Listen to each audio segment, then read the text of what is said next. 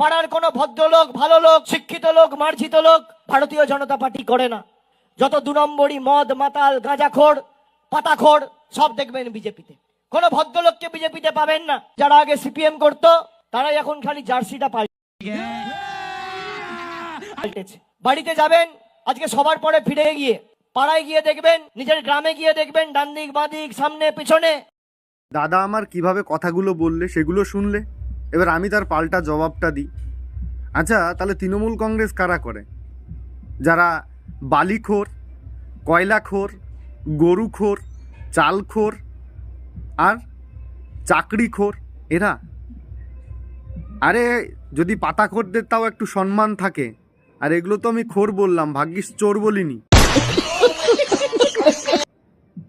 তাদের কি সম্মান থাকে?